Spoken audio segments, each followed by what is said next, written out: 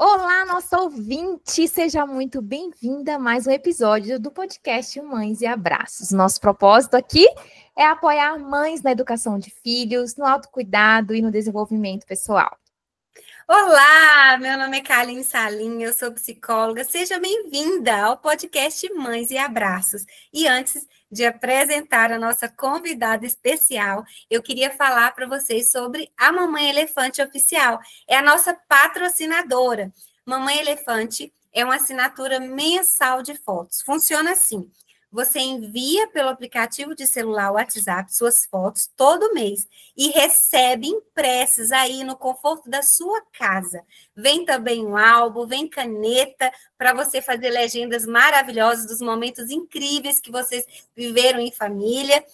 Gente, não perde essa oportunidade. Você que é ouvinte do podcast, tem 10 fotos adicionais no primeiro mês. Então, corre lá no Instagram, na Mamãe Elefante Oficial e faça você também a sua assinatura. E agora, eu queria convidar a psicóloga Bruna Medeiros. Ela é maravilhosa, eu queria que ela se apresentasse. Bruna, chega mais e brilhe no palco do Mães e Abraços. Boa tarde, gente. Obrigada pelo convite, em primeiro lugar, né? Eu sou Bruna, sou psicóloga. Hoje eu me intitulo de psicóloga de mães e filhos, porque vem se tornando ali a minha especialidade, principalmente depois que eu me tornei mãe.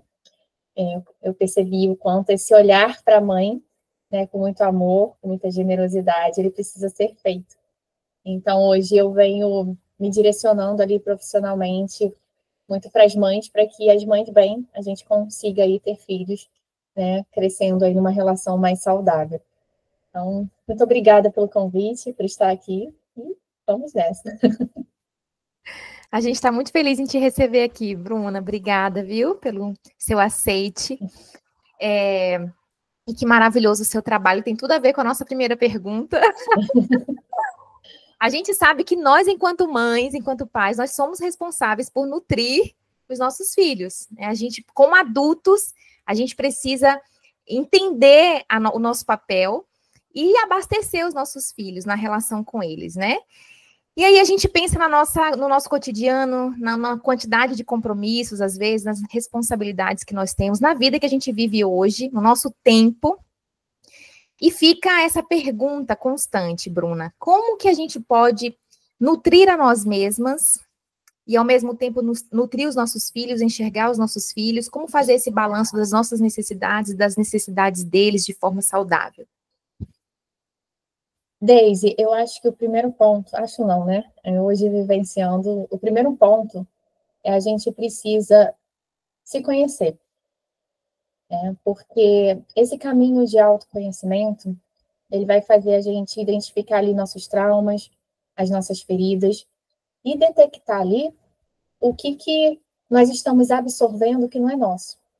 Porque, agora, vou fazer um corte aqui para a gente voltar lá atrás. Nós sempre fomos traumatizados, né? Desde que eu acho que o mundo é mundo, nós somos traumatizados.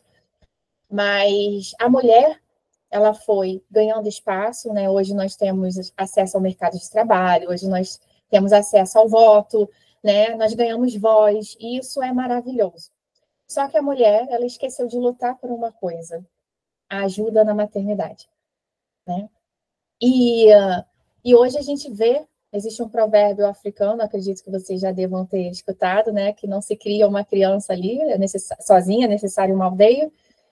E hoje a mulher, ela foi tanto ocupando esse espaço de ter que dar conta de tudo, de ser suficiente, de ser autossuficiente, que a gente escolheu dessa sensibilidade que a gente precisa ter no nosso lado feminino, né? Então, hoje a gente assume papéis que, inclusive, são masculinos, né? Então, assim, não está tendo um equilíbrio saudável.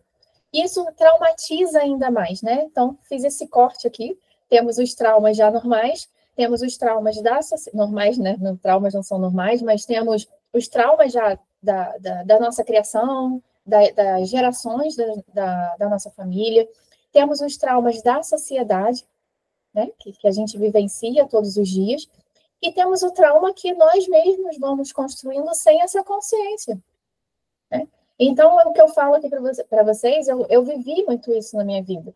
Então, eu fui a mulher que comecei a trabalhar com 13 anos de idade, que eu alcancei carreira alta, já cheguei à gerência numa empresa multinacional com 23 anos de idade, totalmente imatura, né? Totalmente imatura, eu tinha o cognitivo, a inteligência, mas a inteligência emocional, não, zero, né?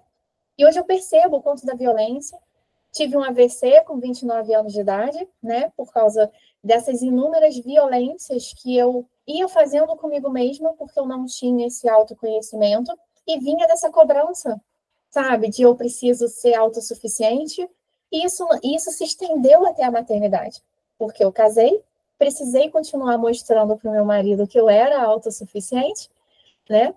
Me estrafelei toda, fiquei endividada, o casamento entrou em conflito, entrei em depressão, pensei em suicídio, sacudi minha filha, joguei minha filha na cama, né, entre outras coisas. Por quê?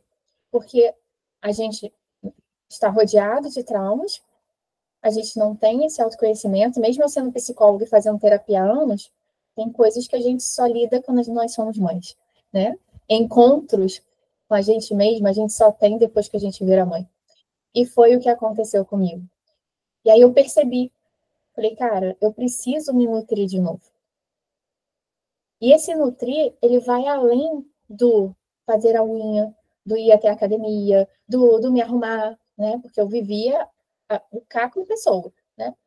Mas era um me nutrir de identificar de fato o que eu precisava naquele momento, que era muito difícil para mim até identificar isso. E aí, para eu conseguir organizar a minha rotina e ter menos coisas para dar conta, e, obviamente, né, ficar menos exausta e perder menos a paciência com minha filha, eu precisava ter essa consciência. E hoje isso é muito difícil. A gente não tem esse olhar. O que realmente me falta? O que realmente eu estou buscando no outro? Eu sei de uma forma muito superficial. Eu quero que meu marido preste atenção em mim. Mas o que tem por trás desse prestar atenção? E isso é o se nutrir de verdade. No que eu quero que ele preste atenção? No que eu quero ser vista? E quando eu comecei a me fazer essa pergunta, eu não tinha a menor ideia. E quando eu faço essa pergunta para muitos, né? Quem você é? Quem você quer ser? Onde você quer chegar? São perguntas que parecem fáceis de serem respondidas, mas não são, né? Então, quando eu comecei a me questionar sobre isso, o que de fato você quer? Que atenção é essa? Onde você quer ser nutrida? E aí isso foi começando a clarear ali, né?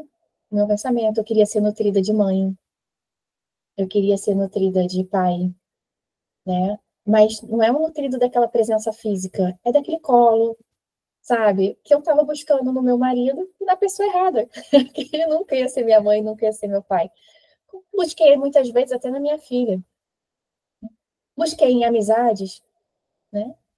E isso vai fazendo você ficar com um potinho de amor vazio, né? E você começa a buscar coisas para se nutrir que são superficiais, como o se cuidar, o fazer a unha, né? O fazer um cabelo, o ir até a academia. É óbvio que isso é importante para a gente, né? Mas isso daqui tá aqui em cima. Se eu não estou bem aqui dentro, isso daqui não vai valer de nada. Então, eu percebo que se nutrir é isso, sabe? É você entender de fato o que te falta aqui dentro. E como você pode buscar isso? O caminho do como é que não é fácil. Ele é dolorido, né? E muitas vezes é exaustivo. Mas é ele que te dá essa possibilidade de você se sentir livre, de você se conhecer na sua inteireza, tanto na sua luz quanto na sua sombra, né? E de você conseguir se ver e falar assim, cara, eu sou essa e quero ser essa. Essa liberdade de ser, de sentir, de expressar, né? Não sei se eu respondi sua pergunta. Sim. E, inclusive, né, Bruna, muitos dos problemas, dos conflitos que nós temos é justamente porque a gente não identifica esse nó principal que você comentou e a gente busca nos lugares errados, né? A gente vai buscando amor nas pessoas, nas relações e em lugares que a gente não vai encontrar o que a gente precisa. Sim. E ocupando papéis que não é nosso, em busca desse reconhecimento e desse amor que nos faltou lá atrás na infância. Outro dia eu estava conversando com Daisy, né? Como a gente se envolve em tramas, em conflitos familiares que não nos pertencem, né? Para obter esse reconhecimento. Por exemplo, quando a gente casa, quando a gente é mãe, a gente tem que gastar essa energia com a nossa família, né? Porque a gente tem uma cultura ali para ser criada, né? A cultura familiar ser criada, a gente tem um filho para educar, tem um marido, uma casa, tem responsabilidades, atribuições, né, domésticas, enfim. Esse núcleo familiar exige da gente um investimento, um gasto de energia muito grande, muito intenso, porque dá trabalho fazer tudo isso, né? Mas aí a gente, às vezes, se ocupa das atribuições, das tramas que são da nossa família de origem. Né? Outro dia eu estava conversando com a amiga e ela estava falando que ela faz a compra para a mãe, né? Uma mãe que é jovem ainda, né? Mas eu estou dando só esse exemplo porque eu fui essa pessoa, né? Que eu me sentia a mãe da minha mãe. Eu me sentia responsável, né? Pela forma como a minha mãe estava vivendo, pela forma como a minha mãe estava sentindo, né? Se minha mãe estava feliz, se minha mãe estava triste. Eu fui colocada nesse lugar desde pequenininha, sabe? Esse lugar de responsabilidade.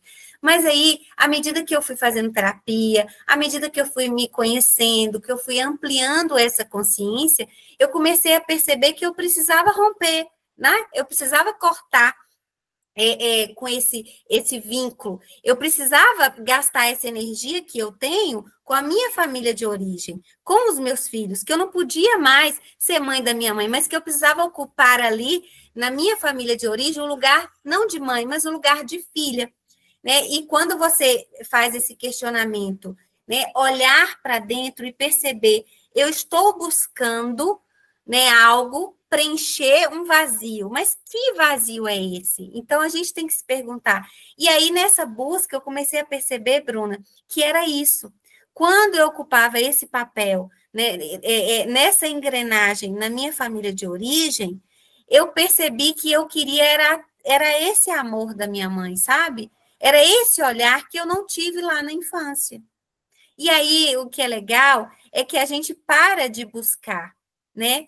E a gente começa a entender que hoje, como adulta, eu preciso preencher esse vazio em mim. Na verdade, a gente não para de buscar, né?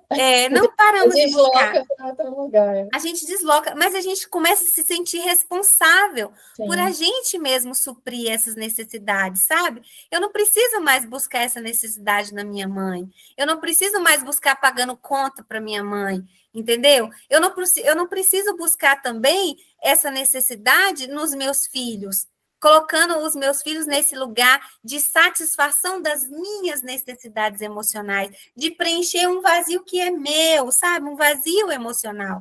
Mas que eu, como adulta, eu sou responsável por preencher esse vazio, né? Eu posso cuidar dessa criança que eu fui hoje, né? Que eu fui ontem, né? Como adulta hoje. Então, isso que é legal. Eu queria que você falasse também, e aí isso aumenta a sobrecarga, né? A sobrecarga materna aumenta. Quando você vai ocupando espaços, vai exercendo papéis que não cabem você exercer, entendeu? Que não são seus, que você mantém o controle sobre muitas dinâmicas e que não é sua, que você pode deixa, né? Abre mão desse controle. E aí eu queria que você falasse um pouco sobre esses prejuízos, né? Sobre essa carga materna, que quando a gente tem toda essa sobrecarga, quais prejuízos que isso acarreta para a nossa saúde, né? E também para a saúde dos nossos filhos, né? Para a nossa maternidade. Sim.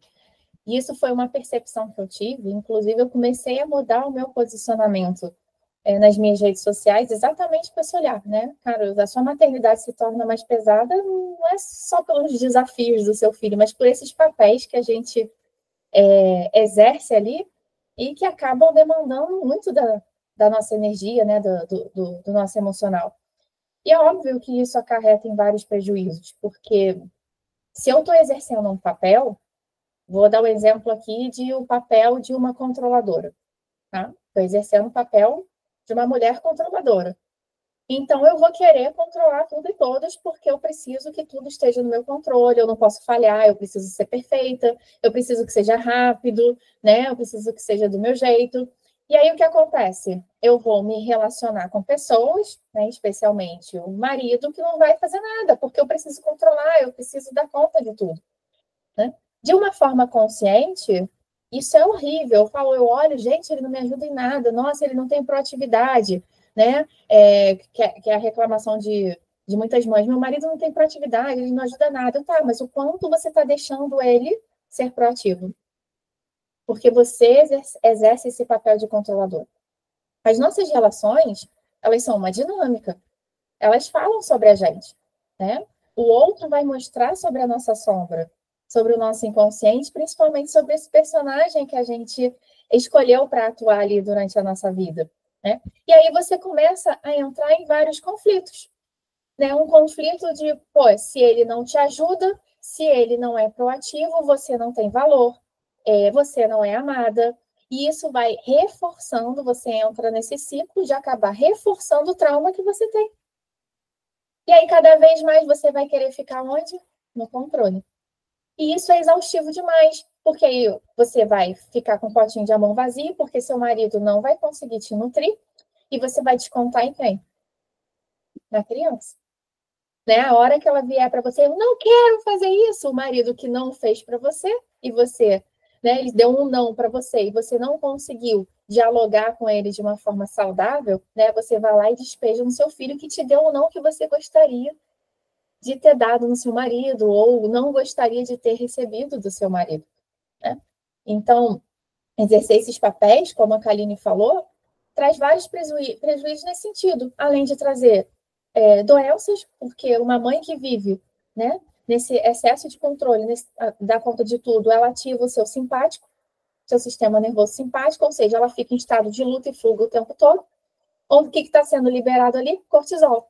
Hormônio do estresse, hormônio do estresse, hormônio do estresse. E o hormônio do estresse, liberado em grande quantidade, toda hora, ele vai causar inúmeras doenças, tá? Tanto doenças do corpo, quanto doenças mentais, quanto alteração de comportamento, fadiga, exaustão, né? Então, temos os prejuízos relacionais nossos com as nossas relações, com os nossos filhos, como temos também os prejuízos nossos de doenças, de reforçar mais ainda os nossos traumas. É importante também, Desculpa. A gente perceber o ganho secundário em exercer esses papéis, né? Porque todo papel que a gente exerce, a gente está recebendo um ganho secundário aí. Então, assim, qual que é o ganho? O que você está ganhando exercendo esses papéis que não servem mais, que não cabem em você, né? Que não são para você exercer? Sim. Os ganhos secundários, eles motivam muito isso, né? E é de uma forma muito inconsciente também. Então, a mãe controladora, ela tem o ganho secundário de ter o reconhecimento de dar conta de tudo. Se ela tem esse reconhecimento, o próprio marido fala, mas você faz tudo, né? Tipo assim, mas quando eu vejo, você já pensou, você já resolveu? Isso de forma inconsciente nossa, eu ganhei a validação que lá na infância eu buscava, né? Ou eu ganhava quando eu dava conta de tudo ali, quando eu era boazinha, quando eu era obediente, quando eu fazia meus trabalhos de casa, né? Eu ganhava essa validação. Mas de forma consciente, que saco, eu não queria dar conta de tudo, eu queria que você fosse proativa. Eu fui proativa porque se eu não fosse, você não ia fazer nada, né? E aí fica nesse conflito. Então, o ganho secundário, ele vem muito disso. A gente tem um prazer. A gente sente um prazer. E é por isso que a gente fica nesse ganho secundário. O problema é que a gente não percebe que esse prazer, ele é um ciclo vicioso e que ele não te tira desse ciclo tóxico que você está ali.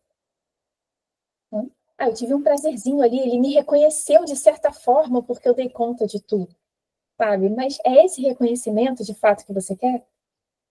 É ilusório, né? É um prazer disfarçado, é um lugar de poder que, na verdade, não é um lugar de poder. É o que gera o sofrimento todo dessa dinâmica que a gente está comentando aqui, né?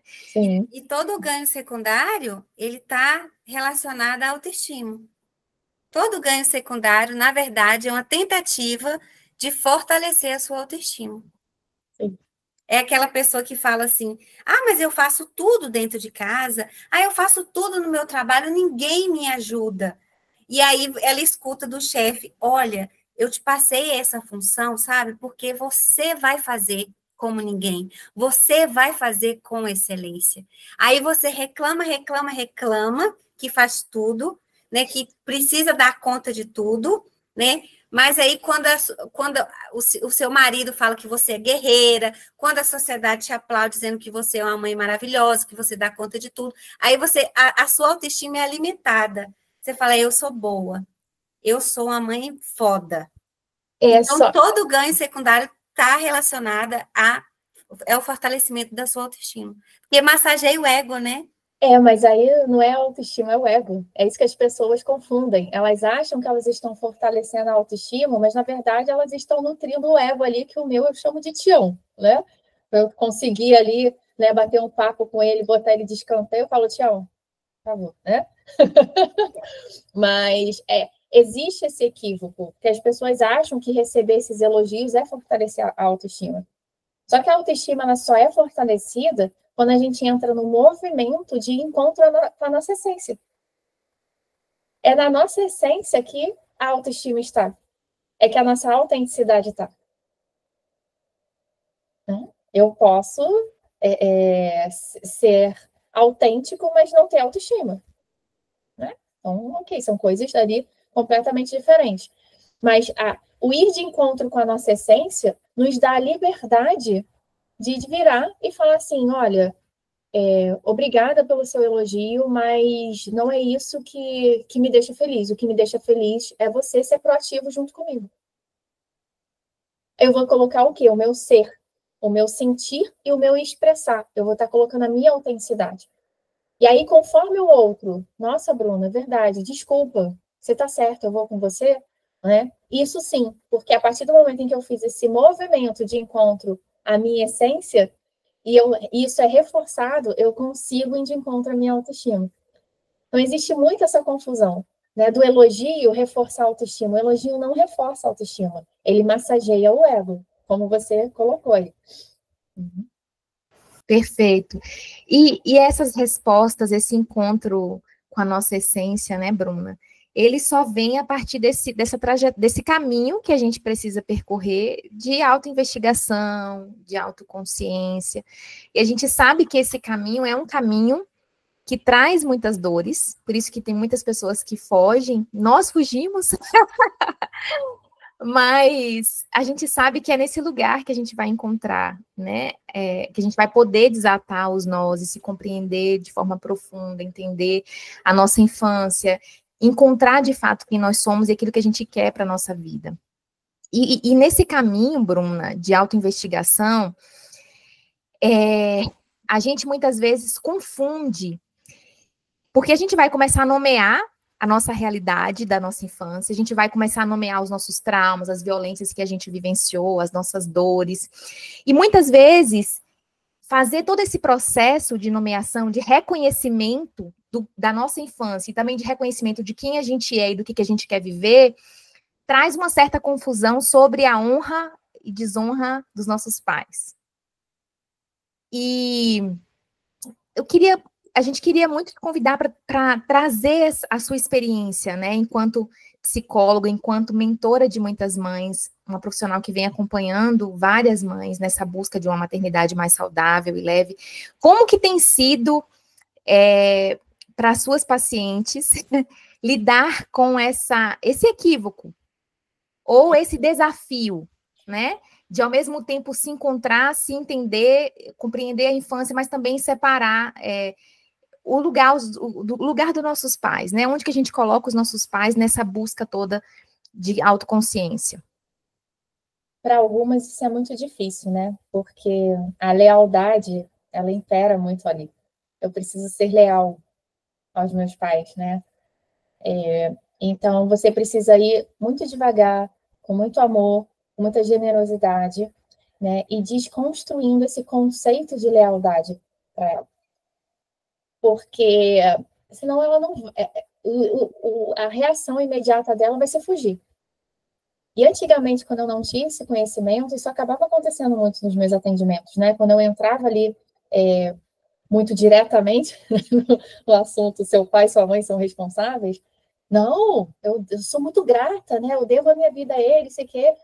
E aí fugia. Então, hoje, quando eu percebo que existe essa barreira, eu calmo, né? Calmo, vamos por um outro lado. E não sai o som. Não, que eu falei assim, calma que você não vai morrer. Nós, né? Né? Então, é mostrar para ela que ela está num espaço seguro, né? Para ser, sentir, para conseguir expressar até a raiva, né? Que por muitas vezes ela sentiu dos pais. E devido a essa lealdade, não é permitido sentir a raiva. E aí eu venho trazendo para, nossa, mas me conta a história da sua mãe, né? Me conta a história do seu pai.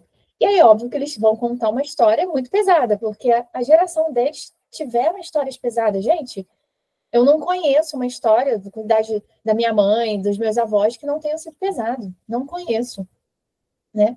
E aí eu vou mostrando. Nossa, deve ter sido muito difícil para sua mãe ser criança, né? Deve ter sido muito difícil para o seu pai ser criança, né? Então, imagine como foi difícil para você também. E aí eu vou desconstruindo, fazendo isso.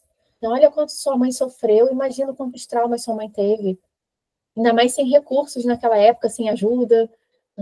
Tendo que, normalmente, os homens ainda eram muito mais... Ainda não, né? Eram muito machistas. Né? Então, imagina, e aí eu vou trazendo essas reflexões para ela, né? Primeiro colocando a mãe nesse lugar de, cara, ela também precisa de acolhimento, ela também precisou de acolhimento. E aí sim eu venho mostrando para ela o quanto ela também precisou. E aí, aos pouquinhos, a gente vai, né, botando ali ladeira abaixo essa barreira criada, porque se eu for diretamente, não dá.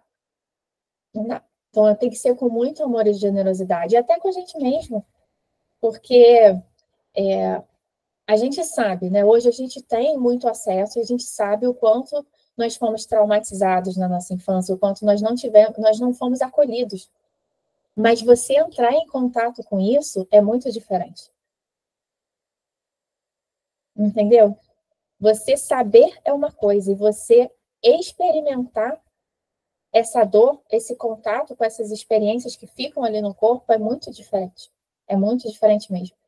Então, se a gente não for com amor e generosidade, a gente pode colocar essa pessoa num lugar mais fundo ainda. Então, é um lugar de muito acolhimento mesmo.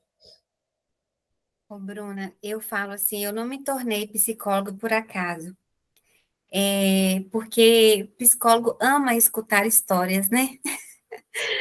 Eu, quando vou atender, eu sempre quero saber, a pessoa traz o presente, né, o que está acontecendo hoje no contexto dela, né, a dificuldade que ela está enfrentando, mas aí eu fico assim, eu quero saber o início, como tudo começou, né? E aí, por trás de toda a história triste, de todo o sofrimento, de toda dor que eu escuto, né, existe uma criança que foi desamparada, abandonada, né, que foi negligente, que sofreu negligência.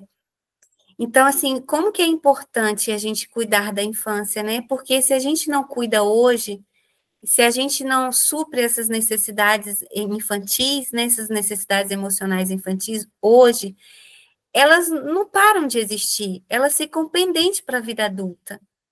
E aí, lá no futuro, quando vem, por exemplo, um vício, né? Aí hoje mesmo eu atendi um homem com história, né, de alcoolismo, e aí, na hora eu queria escutar, né, como que foi o relacionamento dele, como foi com os pais, com os irmãos, com a família, né, de onde que ele veio, como foi a história dos pais também, para eu tentar entender.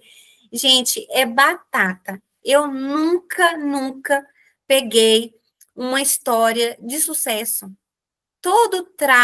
todo trauma esconde uma história de sofrimento, de muito desamparo afetivo, toda a história.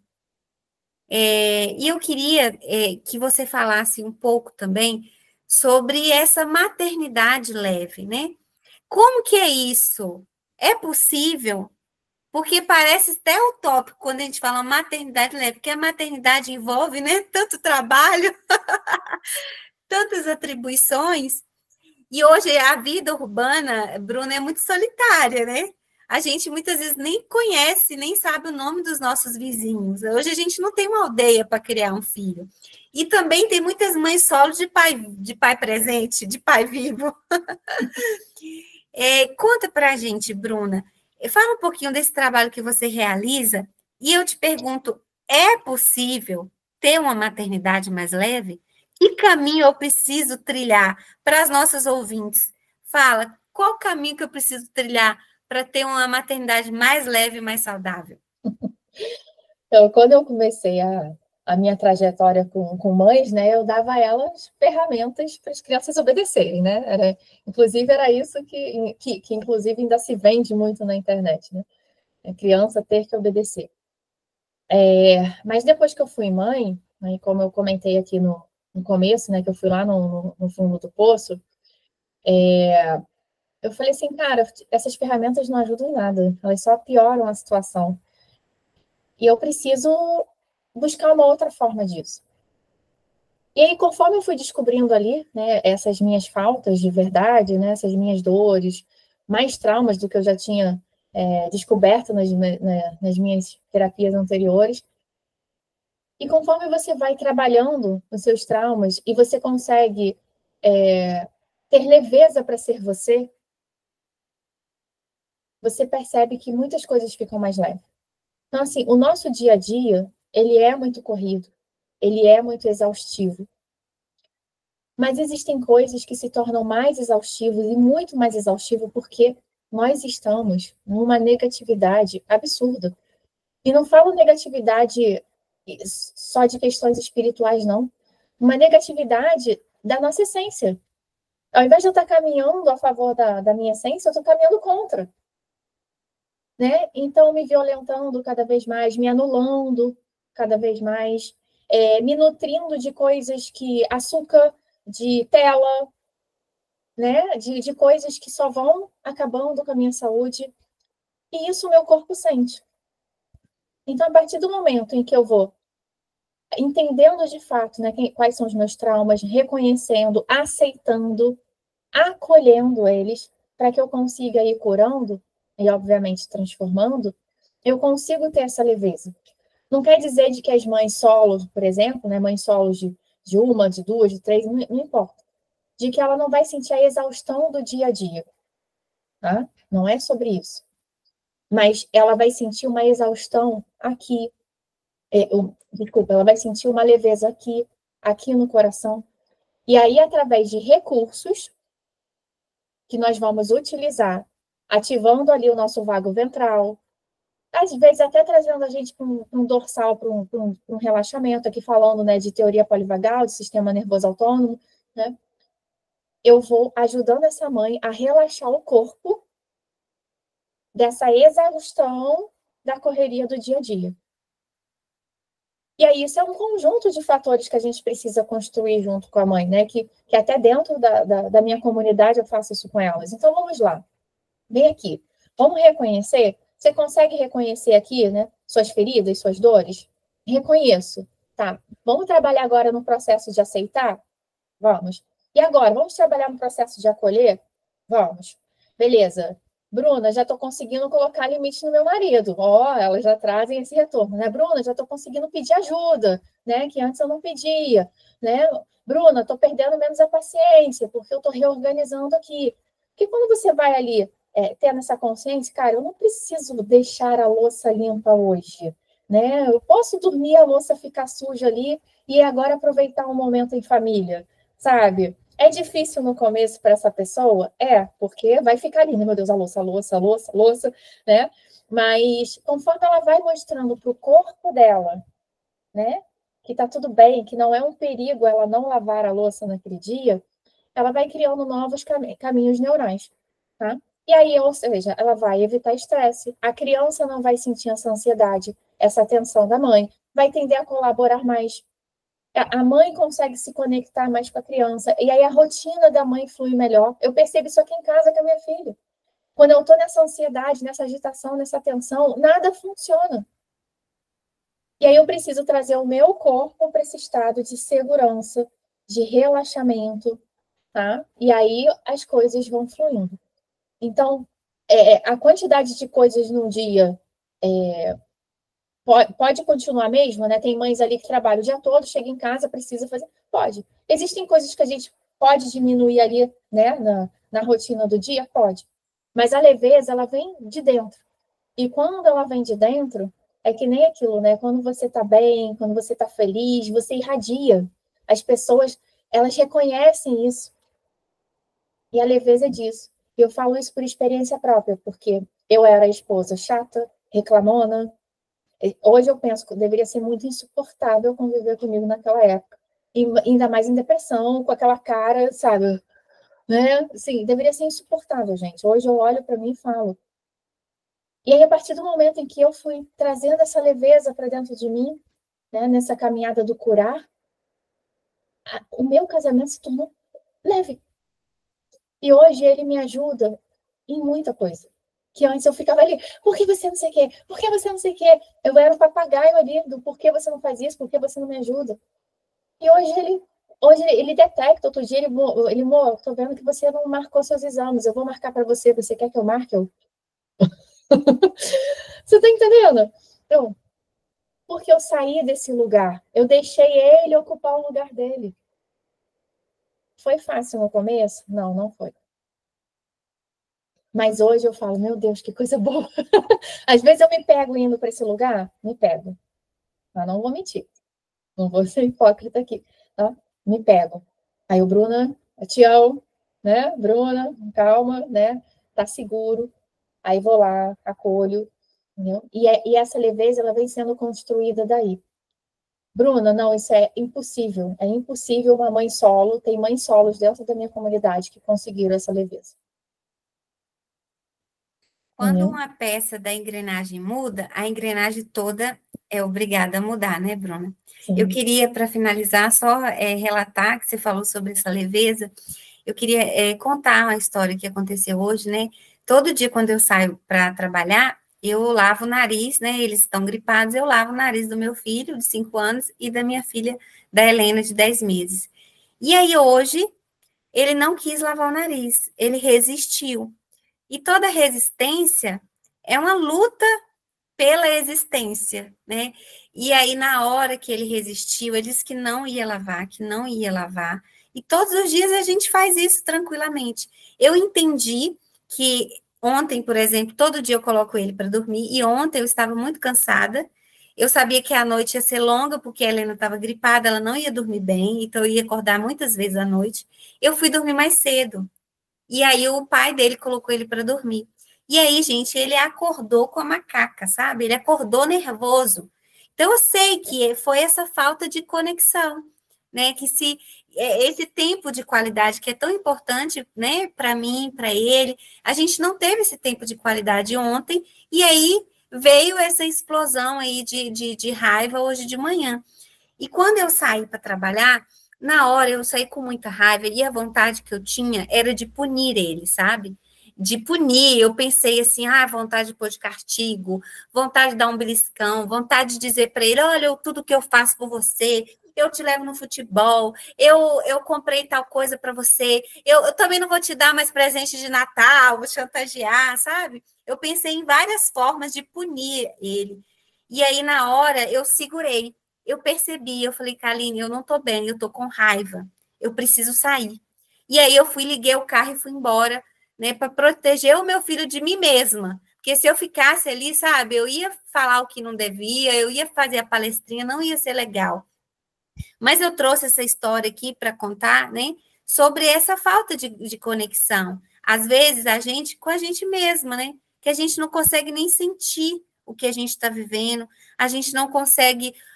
Tem muito trabalho na maternidade e às vezes a gente não consegue usufruir sabe? De estar ali com os nossos filhos por causa dessas inúmeras atribuições do cuidado.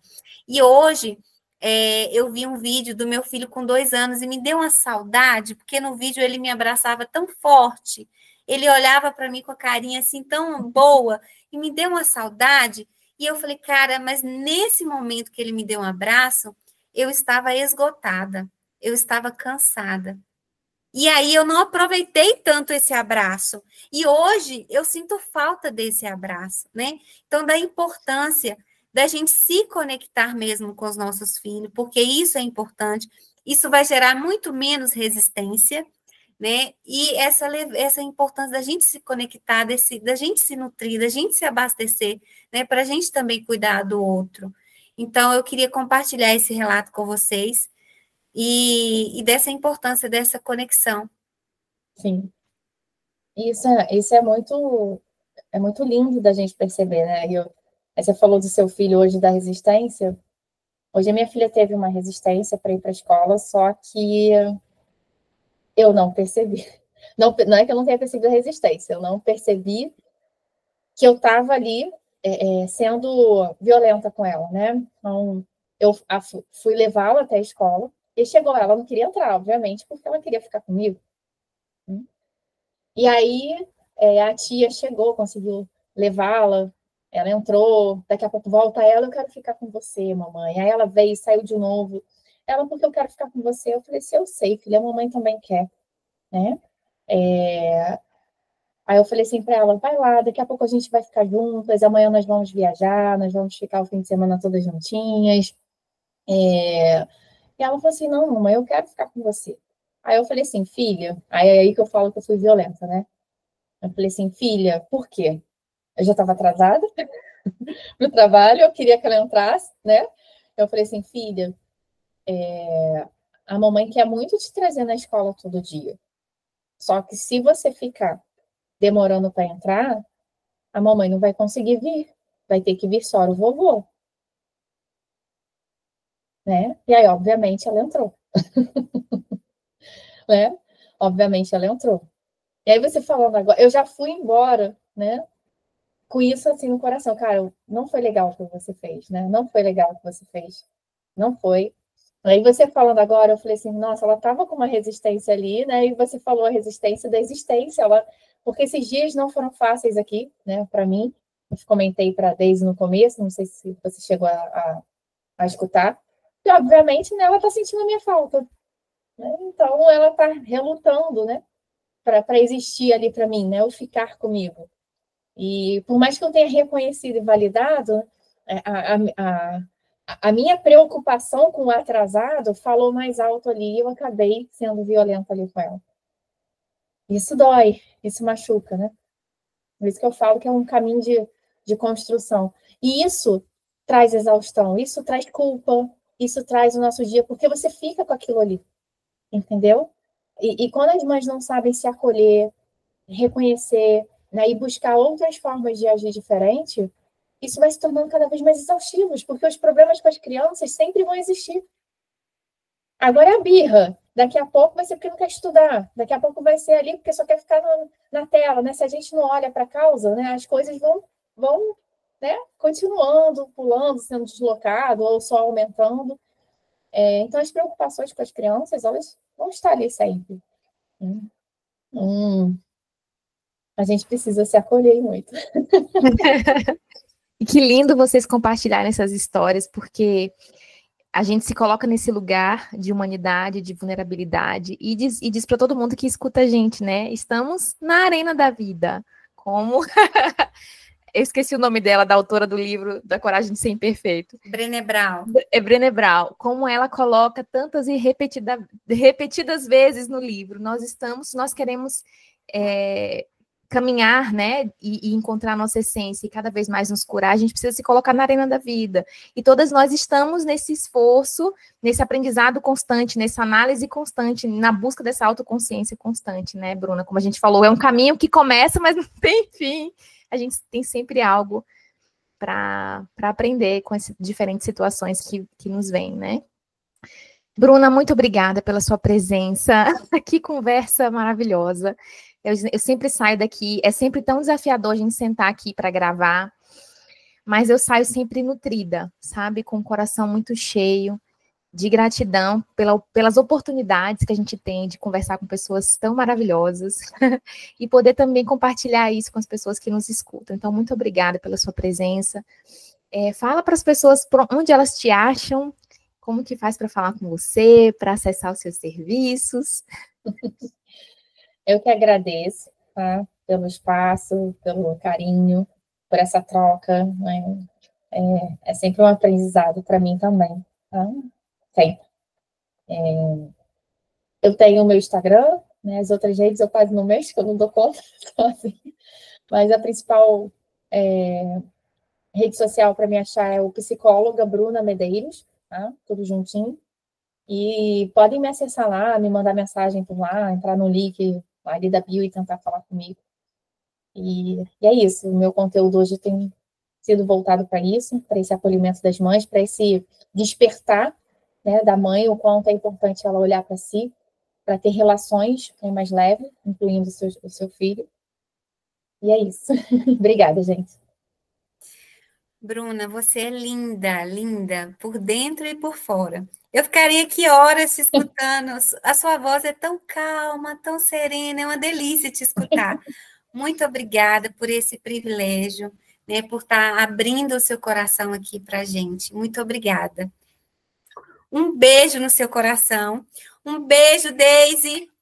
E até a próxima, pessoal. Tchau.